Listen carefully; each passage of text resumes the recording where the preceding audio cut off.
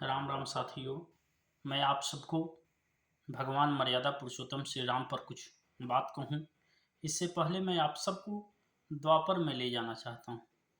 द्वापर में क्या होता था, क्या घटित होती थी, लोग क्यों कहते हैं कि राम राज्य आना चाहिए, राम राज्य ऐसा था। राम राज्य की परिकल्पना की जाती है, गांधी के द्वारा की गई, नेहरू के द्वारा की गई, एवं वर्तमान प्रधानमंत्री जी भी राम राज्य की बात करते हैं। राम राज्य क्या था? जहाँ किसी नगर में किसी द्वार पर कोई न ताला डाले, वैसा था हमारा राम राज्य। भगवान मर्यादा पुरुषोत्तम श्री राम प्रबल सामर्थ्य के व्यक्तित्व थे।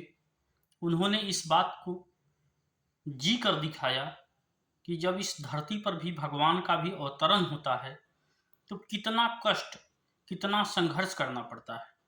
आप सोच सकते हैं कि कोई चक्रवर्ती महाराज का पुत्र वनगमन के लिए प्रस्थान करता हो, जिसके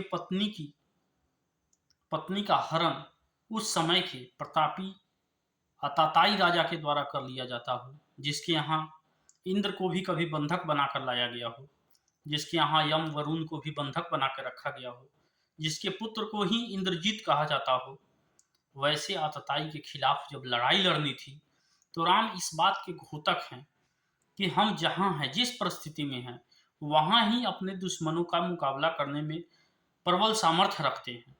भगवान के पास अयोध्या खबर करने का पूरा समय था। अयोध्या से राजा भरत अपनी चतुरंगनी सेना के साथ जाकर राम रावण युद्ध जो हुआ उसमें रावण को पराजित कर सकते थे, पर भगवान ने वहाँ एक समाजवाद की स्थापना की। वहाँ भीलों की, रीछों की, बंदरों की सेना बनाई, जामवंत से मित्रता की, हनुमान जी की खोज हो गई। हनुमान जी के द्वारा माता जानकी का पता लगा और भगवान स्वयं जाकर वहाँ विभीषण से मित्रता किए और स्वयं ही उस आतताई का अंत किए। भगवान के पास इस बात का पूरा समय था कि वे अयोध्या खबर करते, अयोध्या से मित्र सेना भी साथ चलती और रावण के साथ युद्ध हो सकता था। मगर भगवान राम ने जिस परिस्थिति में हम हैं उस परिस्थिति से कैसे मुकाबला करना है, बिना किसी के अपने पारिवारिक पृष्ठभूमि के सहयोग को लिए अपने से किस तरह समाजवाद के घोतक के रूप में श्री राम ने अपने चरित्र को स्थापित किया। किस तरह नदी पार करते समय केवट निषाद राज को मित्र बनाते हैं, किस तरह माता सबरी के जूठे बैर को खाते हैं। भगवान ने कदम कदम पर अपने जीवन चरित्र में यह परिलक्षित किया कि जब मानव जीवन आएगा, जब कलयुग आएगा, तो मानव उस जीवन के अनुकरण करके अपने जीवन को जिएगा। और निश्चित तौर पर और बाबा तुलसी ने रामचरितमानस के रूप में, वाल्मीकि ने रामायण लिखा और बाबा तुलसी ने रामचरितमानस के रूप में सहज सरल भाषा में रामचरितमानस की कथा के रूप में और युग सागर जो हम लोग कहते हैं, युग सागर के रूप में हम लोगों के बीच रामायण सीरियल आया। तो सागर स्टूडियो का भी बहुत बहुत इसमें धन्यवाद का पात्र है। भगवान के चरित्र, सदचरित्र का वर्णन आज समाज के गांव गांव में हो भी रहा है, मगर उसकी अनुपालन नहीं हो पा रही है।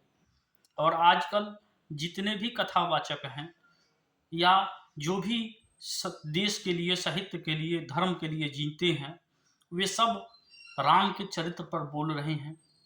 राम का चरित्र निश्चित तौर पर राम किसी धर्म विशेष के लिए नहीं है, राम सभी धर्मों के लिए हैं।